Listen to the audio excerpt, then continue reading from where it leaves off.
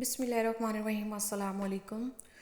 انسانی عادتوں کے ماہرین نے ڈیٹا کی بنیاد پر ریسرچ کی ہے اور معلوم ہوا ہے دنیا میں 99% غلط فیصلے دن میں 2 بجے سے 4 بجے کے درمیان ہوتے ہیں۔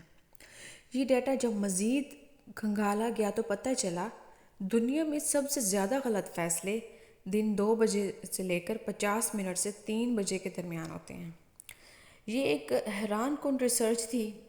اس ریسرچ نے ڈیسیژن میکنگ یعنی کہ قوت فیصلہ کی تمام تھیوریز کو ہلا کر رکھ دیا۔ ماہرین جب وجوہات کی گہرائی میں اترے تو پتہ چلا ہم انسان 7 گھنٹوں سے زیادہ ایکٹیو نہیں رہ سکتے۔ ہمارے دماغ کو 7 گھنٹے کے بعد فون کی بیٹری کتنا ریچارجنگ کی ضرورت ہوتی ہے، اور اگر ہم اسے ریچارج نہیں کرتے تو یہ غلط فیصلوں کے ذریعے ہمیں تباہ کر دیتا ہے۔ ماہرین نے ڈیٹا کا مزید انالائز کیا، مزید اس کا تجزیہ کیا تو معلوم ہوا ہم لوگ اگر صبح 7 بجے جاگیں تو دن کے 2 بجے جو ہے وہ 7 گھنٹے ہو جاتے ہیں ہمارا دماغ اس کے بعد آہستہ آہستہ سون ہونا شروع ہو جاتا ہے اور ہم غلط فیصلوں کی لائن لگا دیتے ہیں۔ چنانچہ ہم اگر بہتر فیصلہ کرنا چاہتے ہیں تو ہمیں 2 بجے کے بعد فیصلے کرنا بند کر دینا چاہیے اور آدھا گھنٹہ کیلولا کرنا چاہیے۔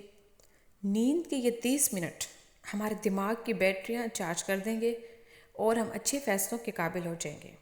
یہ ریسرچ شروع میں امریکی صدر کابینہ کے ارکان، سلامتی کے بڑے اداروں اور ملٹی نیشنل کمپنیوں کی سی اوز کے ساتھ شیئر کی گئی۔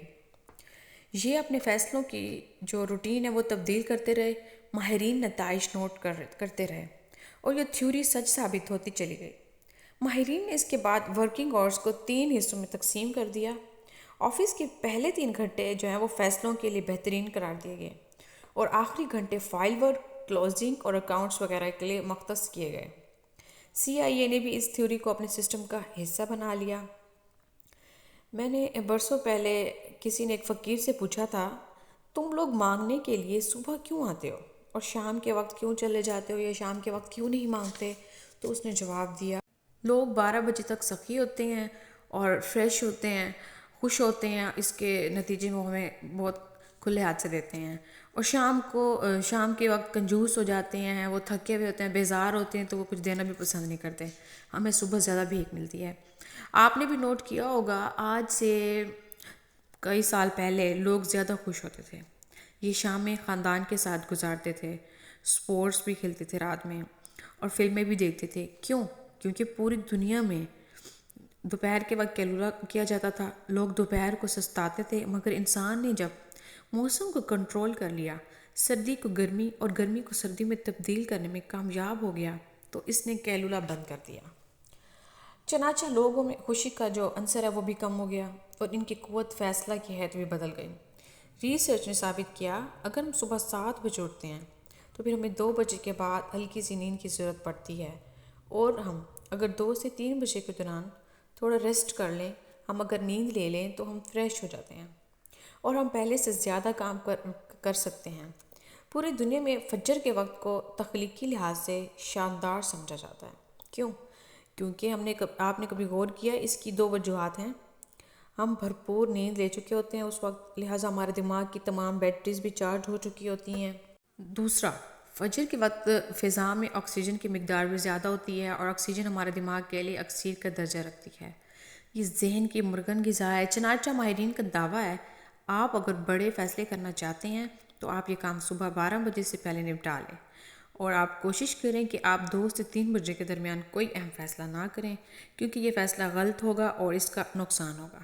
ایک اور بات، ایک جملہ جو ہم اکثر سنتے ہیں کہ ٹینشن مت لیں، ٹینشن بھی کوئی لینے کی چیز ہے، ڈپریشن مت لیں۔ ایک بات سمجھ لینی چاہیے، جس طرح نفرت اور محبت کرنے میں انسان کا اپنا اختیار نہیں ہوتا، انسان دل جس طرف مائل ہو جائے تو اسے اپنے دل پر بھی اختیار نہیں رہتا، تو وہ عشق و محبت کے ریشے میں الجھ جاتا ہے۔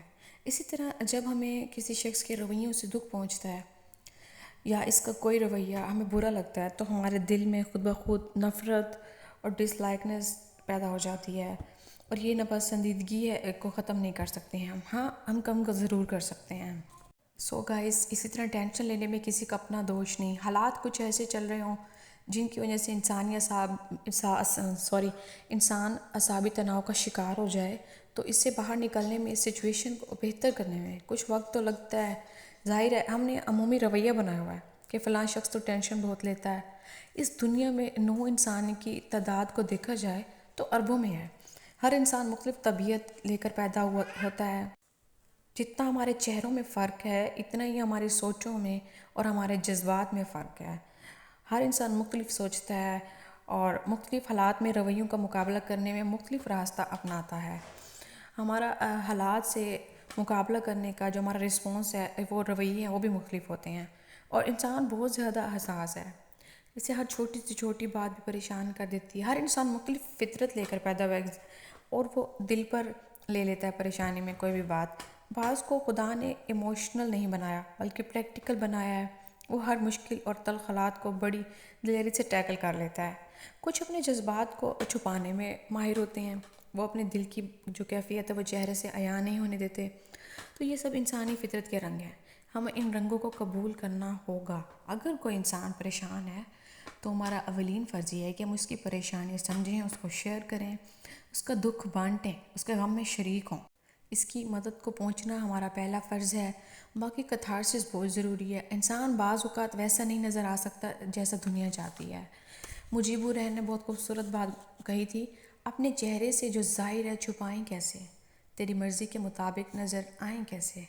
ہم سب اپنی زندگی میں کہیں نہ کہیں بہتری لینا چاہتے ہیں، جیسے تعلقات میں بہتری، کوئی کاروبار کرنا چاہتا ہے مگر ناکامی کا خوف ہے، وزن کم کرنا ہے پھر لیکن نہیں کر پاتے، پڑھائی میں آگے بڑھنا ہے یا کوئی نئی سکل سیکھنا چاہتے ہیں، کوئی معاشی طور پر مضبوط بننے کی خواہش رکھتا ہے، شروع بھی کرتے ہیں پھر کوئی نہ کوئی رکاوٹ راستے میں آ جاتی ہے تو سٹاپ لگ جاتا ہے، کیونکہ پرانی عادت کو چھوڑنا اور نئی عادت کو اپنانا قدرے مشکل کام ہے۔ اگر ہمیں یہ معلوم نہ ہو کہ ہم کیا کرنا چاہتے ہیں یا فلاں کام کرنے سے مجھے کیا فائدہ ہوگا تو ہم کچھ نہیں کر سکتے۔ چلیں کوئی نہیں، ہم مل کر کچھ سٹیپس ہیں جو فالو کرتے ہیں۔ سب سے پہلے ہے ہم نے گھبرانا نہیں ہے، اپنے اہداف کی شناخت کریں، اپنے ہدف کا پتہ ہونا انتہائی اہم مرحلہ ہے۔ پھر چاہے کچھ پاؤنڈ کا وزن ہی کام کرنا کیوں نہ ہو، ایک واضح مقصد ہونا آپ کی کوششوں کو ہمت دیتا ہے۔ چھوٹے چھوٹے قدم اٹھائیں، دوسرا جو ہے امپورٹنٹ پوائنٹ ہے، ایک دم جمپ لگا کر چھت پر نہیں چڑھنا، ورنہ کچھ ہی دنوں میں آپ تھک کر بیٹھ جائیں گے اور آپ کا کام ادھورا رہ جائے گا۔ چھوٹے چھوٹے مستقل قدم جو ہوتے ہیں وہ کامیابی کی ضمانت ہوتے ہیں۔ اگر آپ واک کو لازمی بنانا چاہتے ہیں تو 5 منٹ سے سٹارٹ کریں، پھر ہفتہ بھر کے بعد 10 منٹ، اور پھر ایسے ہی آہستہ آہستہ وقت بڑھاتے جائیں۔ جو تیسری ہے وہ ہے روٹین بنا لیں۔ عادتیں روٹین میں پروان چڑھتی ہیں، مخصوص وقت مقرر کریں۔ مستقل مزاجی آپ کا بہترین دوست ہے۔ اور جو نمبر 4 ہے وہ ہے کسی دوست کو ساتھ شامل کریں۔ آپ کی نئی عادت اپنانے کا جو مزہ ہے وہ دوبالا ہوگا، وقت کا پتہ نہیں چلے گا، اور آپ کی انجوائمنٹ بھی ساتھ ساتھ ہوگی، اور آپ کا جو مقصد ہے، آپ کا جو ہدف ہے وہ بھی پورا ہو جائے گا۔ کسی بھی چیز کو سوار کریں گے تو وہ آپ کو تھکا دے گی۔ چیزوں کے ساتھ جو اپنے مقصد ہیں ان کے ساتھ فرینڈشپ ہونی چاہیے۔ آپ اپنے کام میں سنجیدہ ہوں اور آپ کو اپنے کام کرنے کا مزہ آنا چاہیے۔ کام ریلیکسیشن دے آپ کو، تھکائے نہیں۔ اور اچھا لباس پہنے، موقع کی پرواہ کیے بغیر۔ ویل ڈریس رہنا شخصیت کو متاثر کن بناتا ہے۔ دوسروں کو متاثر کرنے کے لیے خود کبھی نہ ٹوٹیں۔ ہمیشہ بہتر ہونے کے لیے ایمبیشیس رہیں، ہر وقت سیکھیں، ہر جگہ سے سیکھیں۔ کبھی بھی کسی کو اپنی بے عزتی نہ کرنے دیں۔ کسی میں اتنی ہمت نہیں ہونی چاہیے کہ وہ آپ کو ڈس رسپیکٹ کرے۔ سب سے پہلے تو آپ خود اپنی رسپیکٹ کریں تاکہ لوگوں کو پتہ چلے کہ آپ کی نظر میں آپ خود کیا ہیں۔ جب آپ اپنے آپ کو ڈس رسپیکٹ کریں گے تو اگلے بندے کو یہ بندہ خود اپنی عزت نہیں کرتا، دوسروں سے کیا کروائے گا۔ تھینک یو سو مچ، اللہ حافظ۔